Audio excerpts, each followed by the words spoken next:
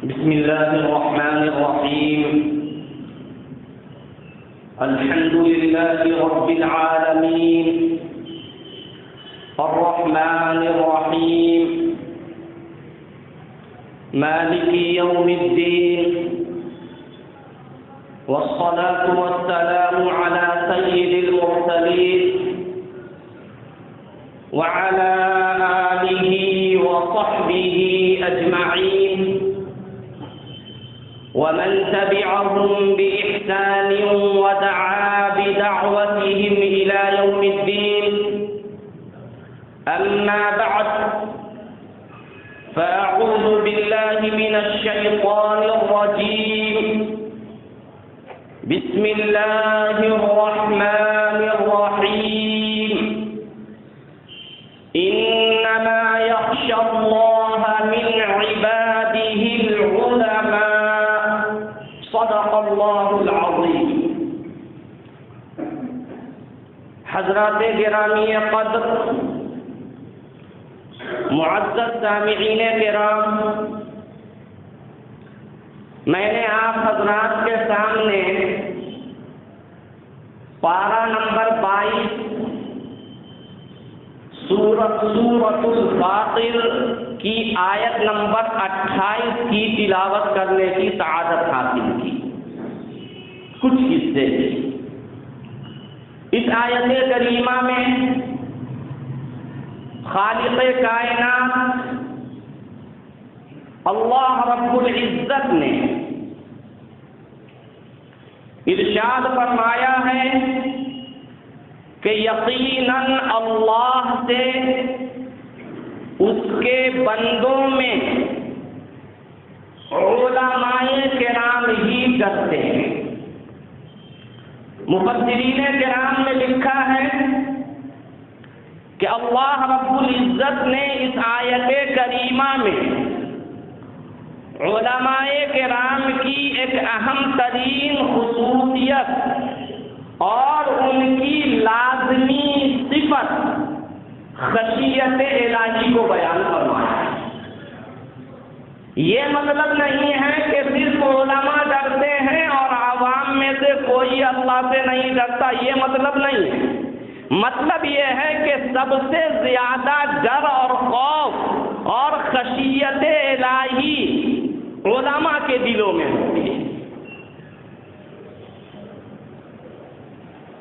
اپنے ملک ہندوستان اور یہاں کے سنویدھان اور یہاں کے باشندگان کی حفاظت کے لیے احتجاجی مظاہرے کا سلسلہ جاری ہے، اور یقیناً ان سارے مظاہروں میں پروٹیسٹ میں خواص سے زیادہ عوام کا حصہ نظر آ رہا ہے. اس کے لیے وہ قابل صد مبارکباد ہے. لیکن خواص میں سے علماء کرام بھی اپنی تقریروں کے ذریعے، اپنی تحریروں کے ذریعے اس نئے فتنے کے نقصانات سے لوگوں کو آگاہ کرتے رہتے ہیں. لیکن کھل کر میدان میں نہ آنے کی وجہ سے، دھرنے میں نہ بیٹھنے کی وجہ سے بعض بھائیوں اور بہنوں کو اعتراض بھی ہے. لیکن یہ اعتراض قرآن و سنت اور شریعت کی روح سے ناواقفیت کی وجہ سے ہے. قرآن و سنت کے علوم پر کسی کی اجارہ داری نہیں ہے.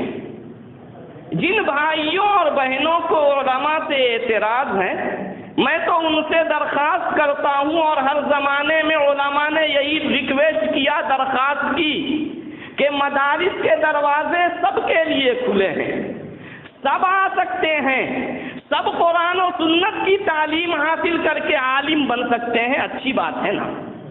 لہذا اعتراض کرنے کی بجائے مدارس اسلامیہ کا رخ کریں، خود عالم دین بن جائیں، تو سمجھ میں آئے گا کہ علماء کرام کس طرح کے صبر آزما حالات سے گزرتے رہتے ہیں اور کس طرح لوگوں سے قوم و ملت کے بچوں اور بچیوں کے لیے مانگ مانگ کر کے ذلت و رسوائی برداشت کر کے ان کی تعلیم و تربیت پر خرچ کرتے ہیں اور علماء کرام کی ٹیم اس طرح تیار ہوتی ہے۔ دوسری بات میں یہ کہتا ہوں کہ اگر عوام نے چندہ دینا بند کر دیا تو ٹھیک ہے، مدارس آپ سوچتے ہیں بند ہو جائیں گے۔ جس طرح لیبر اڈے پر کھڑے ہو کر معاش کی تلاش کرنے والے بھائی اور بہنیں روزگار کی تلاش کرتے ہیں اور گزارا کرتے ہیں، کیا یہ علماء محنت و مشقت کر کے اپنا گزارا نہیں کر سکتے؟ ضرور کر سکتے، لیکن علماء کرام کے پیش نظر اپنا یا اپنے بال بچوں کا پیٹ پالنا مقصود نہیں ہوتا، بلکہ ان کا اصل مقصد ملت کی فلاح و بہبود ہوتی ہے۔ ان کا اصل مقصد آخرت کی کامیابی ہوتی ہے۔ ان کا اصل مقصد ملت اسلامیہ کے نونہالوں کو قرآن و سنت کی تعلیم سے آراستہ کرنا ہوتا ہے۔ اسی وجہ سے اپنی زندگی وہ دین کی خدمت کے لیے قربان کر دیتے ہیں، ورنہ کمانے کے راستے اور بھی ہیں۔ میں یہ نہیں کہتا ہوں کہ علماء کرام معصوم ہوتے ہیں اور ان سے غلطی نہیں ہو سکتی، خطا نہیں ہو سکتی، ایسا نہ تو میں کہہ سکتا ہوں اور نہ کبھی کسی عالم دین نے کہا ہے۔ معصوم انبیاء کرام کی ذات ہے، ہم معصوم نہیں ہیں، کوئی عالم معصوم نہیں ہے، لیکن ایک بات میں ضرور کہتا ہوں اور کہتا رہوں گا کہ جس طرح ایک ڈاکٹر کسی جسمانی مرض اور بیماری میں مبتلا ہوتا ہے تو اس کا علاج ڈاکٹر ہی کرتے ہیں۔ علاج کون کرتا ہے؟ ڈاکٹر کرتے ہیں۔ اسی طرح علماء کرام میں سے کوئی عالم اگر کسی روحانی مرض اور بیماری میں مبتلا ہوں گے تو ان کا علاج بھی علماء کرام ہی کریں گے، کسی اور کو یہ اجازت نہیں کہ وہ علماء کی اصلاح کی کوشش کریں۔ لہذا عوام الناس کی ذمہ داری ہے کہ اگر کسی عالم میں کوئی خامی نظر آئے، کوئی غلطی نظر آئے تو ان سے بھی تذکرہ نہ کریں اور کسی دوسرے سے بھی تذکرہ نہ کریں، بلکہ یہ معلوم کریں کہ ان عالم صاحب کے اساتذہ اور ٹیچرز کون ہیں، ان سے رابطہ کریں، ان سے جا کر ان کی شکایت کریں، پھر وہ صحیح نتیجے تک پہنچیں گے کہ کیا واقعاتاً جس عالم کی شکایت کی جا رہی ہے اس میں غلطی ہے یا عوام کے سمجھنے میں غلطی ہو گئی۔ ایسا ہوتا ہے، عالم کچھ اور کہنا چاہتا ہے، عوام کچھ اور سن لیتی ہے اور کچھ اور سمجھ کے غلطی میں مبتلا ہو جاتی ہے۔ ایک مرتبہ ایک عالم صاحب نے بیان کیا کہ بیعت کھانا حرام ہے، ناجائز ہے۔ گھر پہ جب گئے تو بیگم سے کہا ذرا پیاز لاؤ، تو بیگم نے کہا کہ مجھے تو معلوم ہوا ہے اور مسجد کے لاؤڈ اسپیکر سے آواز آ رہی تھی، آپ نے کہا پیاز کھانا حرام ہے۔ تو عالم صاحب نے کیا کہا؟ بیعت کھانا حرام ہے، سود کھانا حرام ہے۔ بیگم نے کیا سمجھا؟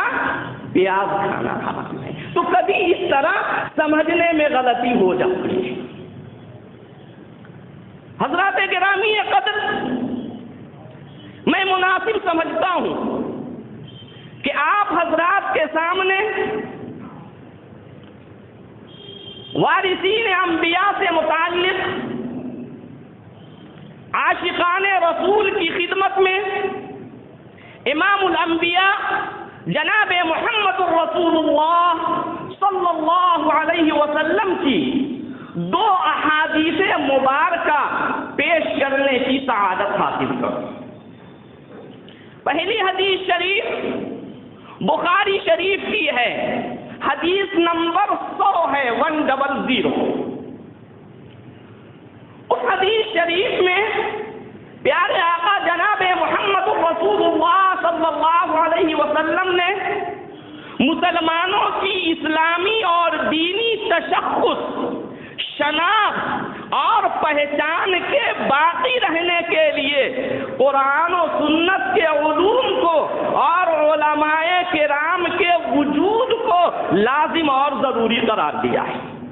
اور پیارے آقا صلی اللہ علیہ وسلم نے یہ پیشین گوئی بھی فرمائی ہے کہ جب علماء کرام ختم ہو جائیں گے، ناپید ہو جائیں گے، اٹھا لیے جائیں گے، تو یہ علوم بھی ختم ہو جائیں گے اور پھر لوگ ان علوم سے محروم ہونے کی وجہ سے گمراہی میں مبتلا ہو جائیں گے۔ میں آپ صلی اللہ علیہ وسلم کی مبارک زبان سے نکلنے والے الفاظ اور جملے آپ کو سنانا چاہتا ہوں۔ صحابی رسول حضرت عبداللہ ابن عمرو بن العاص رضی اللہ تعالی عنہ فرماتے ہیں، میں نے رسول اللہ صلی اللہ علیہ وسلم سے یہ فرماتے ہوئے سنا ہے، ان اللہ لا يقبض العلم انتزاعا ينتزعه من العباد۔ اللہ تعالی اپنے بندوں کو علم سے محروم نہیں کرے گا، قرآن و سنت کے علوم سے محروم نہیں کرے گا، ولیکن یقبض العلم بقبض العلماء، لیکن علماء کرام کے اٹھانے کے ساتھ ہی علم کو بھی اٹھا لے گا۔ علماء کرام کے اٹھانے کے ساتھ ہی علم کو بھی اٹھا لے گا۔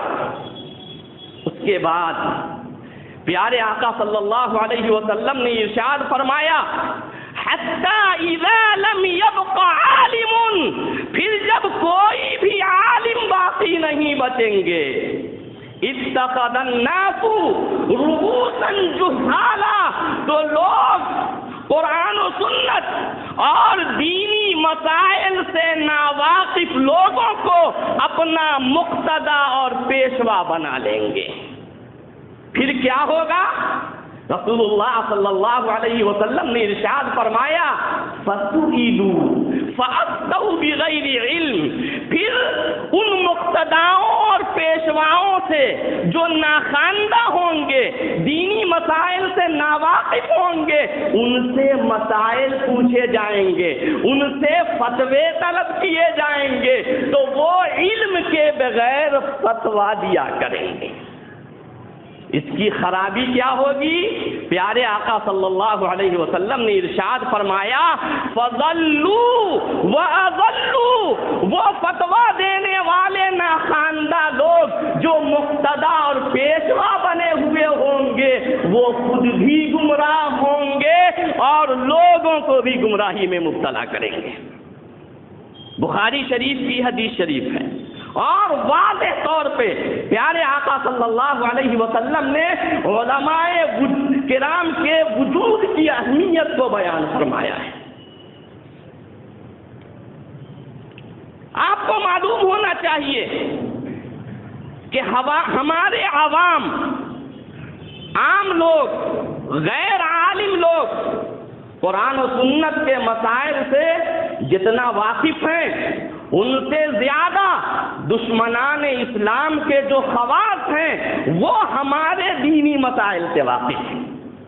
جس طرح ہمارے مدارس ہیں ان کے بھی مدارس ہوتے ہیں، اور جس طرح ہمارے مدرسوں میں قرآن و سنت کی تعلیم تعلیم ہوتی ہے، ان کے مدرسوں میں بھی قرآن و سنت کی تعلیم ہوتی ہے، لیکن ہمارا مقصد ہدایت والا راستہ لوگوں کو بتانا ہوتا ہے، اور ان کا مقصد یہ ہوتا ہے کہ قرآن و سنت میں مسلمانوں کے عروج و زوال کے جو اسباب بتائے گئے ہیں ان سے واقفیت حاصل کر کے جو کامیابی کے اسباب ہیں ان سے مسلمانوں کو دور کیا جائے، اور جو ناکامی کے اسباب ہیں ان میں مسلمانوں کو مبتلا کیا جائے، یہ ان کا اصل مقصد ہوتا ہے۔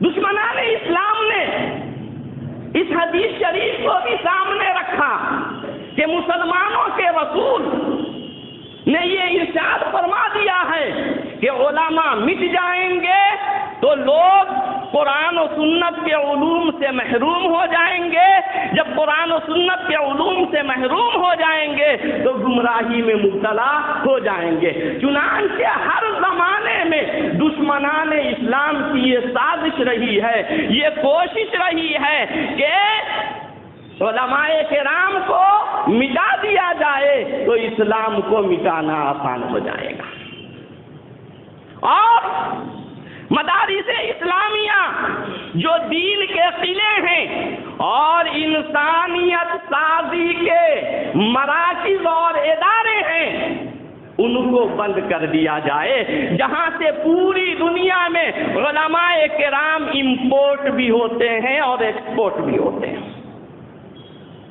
اور علماء کو کیسے مٹایا جائے، مدارس کو کیسے بند کیا جائے، اس کے لیے وہ مختلف حربے استعمال کرتے آئے ہیں اور آج بھی کر رہے ہیں۔ نمبر 1، علماء کو دہشت گرد قرار دے دیا جائے، مدارس کو دہشت گردی کے اڈے قرار دے دیا جائے۔ نمبر 2، علماء کرام اور ان کے عوام کے درمیان جو پختہ اور مضبوط رشتہ ہے اس رشتے کو ختم کر دیا جائے، نہ عوام کا تعلق علماء سے باقی رہے گا اور نہ عوام اپنے بچوں کو مدرسے میں بھیجیں گے۔ تو اس طرح سے وہ علماء کو اور مدارس کو مٹانے کی کوشش کرتے ہیں۔ لہذا ہمیں ہمیشہ کی طرح چوکنا رہنے کی ضرورت ہے اور ان کی سازش سے ہوشیار رہنے کی ضرورت ہے۔ دوسری حدیث شریف ابو داؤد شریف کی ہے، حدیث نمبر 3641 ہے، 3641۔ صحابی رسول حضرت ابو درداء رضی اللہ تعالی عنہ سے روایت ہے، ایک طویل اور لمبی حدیث ہے، اس کے کچھ جملے میں آپ کی خدمت میں پیش کرتا ہوں۔ پیارے آقا صلی اللہ علیہ وسلم نے ارشاد فرمایا، ان العالم لا يستغفر له من في السماوات ومن في الارض۔ بلا شبہ آسمان و زمین کی تمام مخلوقات عالم کے لیے مغفرت کی دعائیں کرتی ہیں۔ آگے فرمایا والحیتان فی جوف الماء، مچھلیاں بھی پانی کی تہ میں عالم کے لیے دعائیں مغفرت کرتی ہیں۔ اس کے بعد فرمایا وَإِنَّ فَضْلَ الْعَالِمِ عَلَى الْعَابِدِ كَفَضْلِ الْقَمَرِ لَيْلَةَ الْبَدْرِ عَلَى سَائِرِ الْكَوَاكِبِ، ایک عالم کی فضیلت تمام عبادت گزار بندوں پر اسی طرح مسلم ہے جس طرح 14ویں کے چاند کو تمام ستاروں پر فضیلت حاصل ہے۔ اور اس کے بعد پھر پیارے آقا صلی اللہ علیہ وسلم نے ارشاد فرمایا وَإِنَّ الْعُلَمَاءَ وَرَثَةُ الْأَنْبِيَاءِ، اور اس میں بھی کوئی شک نہیں ہے کہ علماء انبیاء کرام علیہم السلام کے وارث ہیں۔ علماء انبیاء کرام علیہم السلام کے وارث ہیں. یہ جو حدیث شریف میں نے آپ حضرات کو سنائی یہ بھی محدثین کرام کے یہاں اعلیٰ درجے کی حدیث سمجھی جاتی ہے. پیارے آقا صلی اللہ علیہ وسلم کے زمانے میں دشمنوں سے مقابلے کے لیے جو اسفار ہوئے، ٹراویلز ہوئے، ایک جگہ سے دوسری جگہ کا سفر ہوا، وہ سفر دو طریقے کے تھے.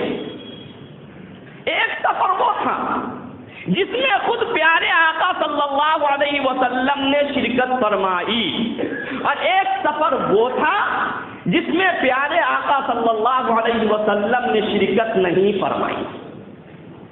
جس میں شرکت نہیں فرمائی تو اس کو سریہ کہا جاتا ہے. واحد اور سنگولر لفظ سریہ، اور اس کی جمع پلورل سرایا. تو ان اسفار کی تعداد 40 ہے. کتنی ہے؟ 40.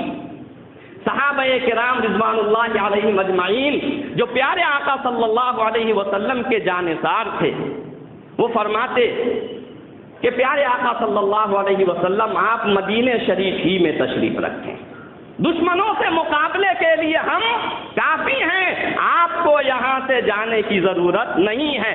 40 اسفار میں آپ نے مدینہ شریف میں آرام فرمایا. صحابہ مقابلے پہ نکلے. جن اسفار میں پیارے آقا صلی اللہ علیہ وسلم نے شرکت فرمائی ہے ان کو غزوہ کہا جاتا ہے. واحد اور سنگولر غزوہ، اور جمع رولر غزوہ. حضرت ابن سعد رحمت اللہ علیہ کی روایت کے مطابق غزوات کی تعداد 27 ہے. 27.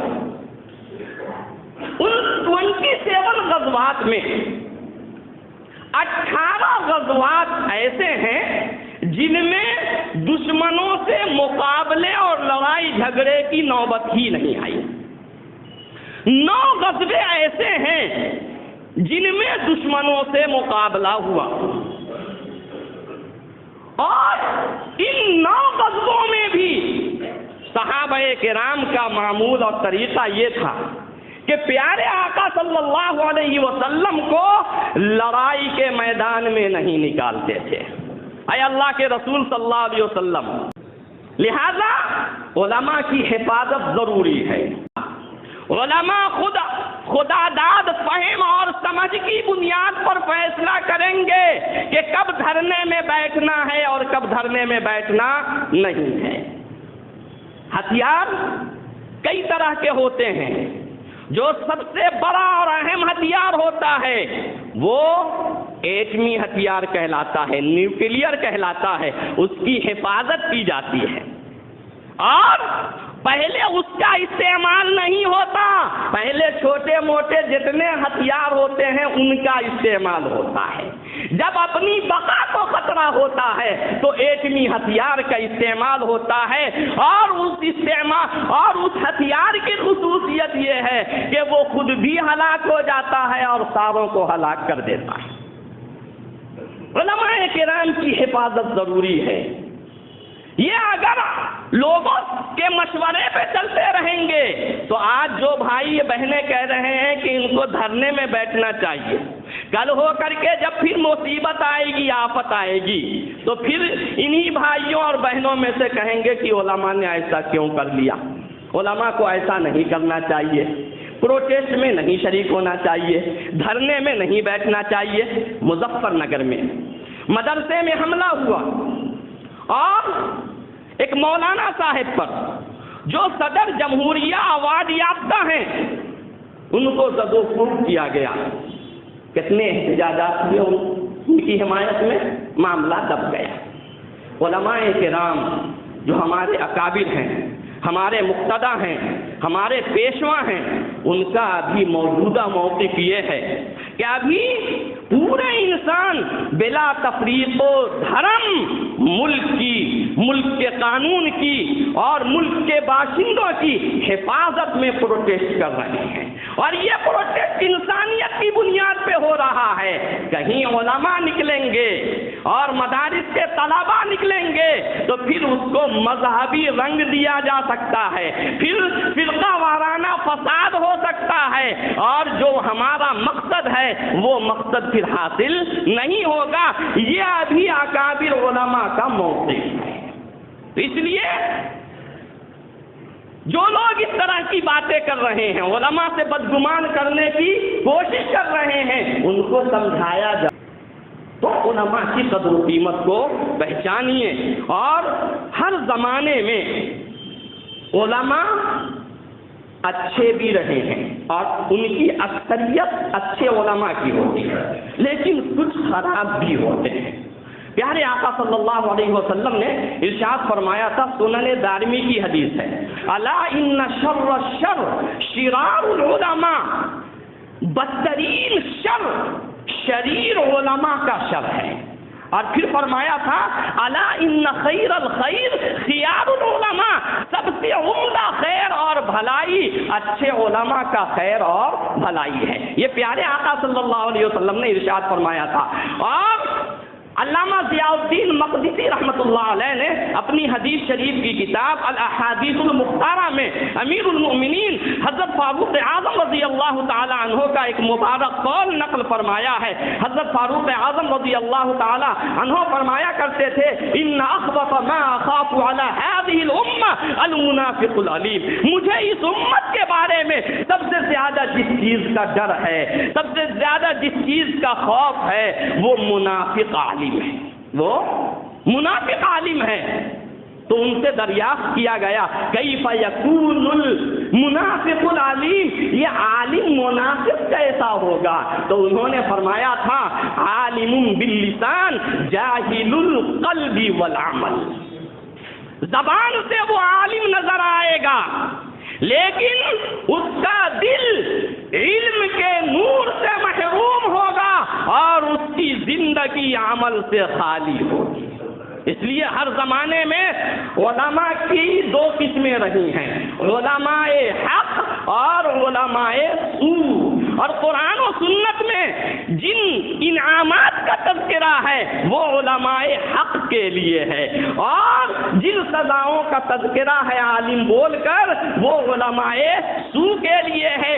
آج جو علماء بھی NRC وغیرہ کی مخالفت خاص زبان سے یا قلم سے کر رہے ہیں اور پروٹیسٹ کرنے والوں کی حوصلہ افزائی کر رہے ہیں, وہ علماء حق ہیں, وہ علماء حق ہیں. اور گنتی کے دو چار ایسے بھی واٹس ایپ پہ نظر آ رہے ہیں جو سمرتھن کر رہے ہیں, حمایت کر رہے ہیں اس قانون کی.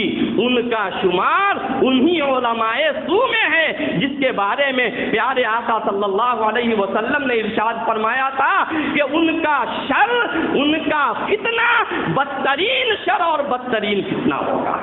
لہذا ہمیں چوکنا رہنے کی ضرورت ہے, اور ہمیشہ ذہن میں رکھیے کہ علماء کرام کی اکثریت کبھی گمراہی پر متفق نہیں ہوگی, غلط کاموں پر متفق نہیں ہوگی. ایک دو اگر نظر آئے تو ان کا تعلق وہی دوسری قسم میں ہوگا. اللہ رب العزت ہم سب لوگوں کو عمل کی توفیق عطا فرمائے. آمین. وآخر دعوانا الحمدللہ رب العالمین. قل جاء الحق وزهق الباطل إن الباطل كان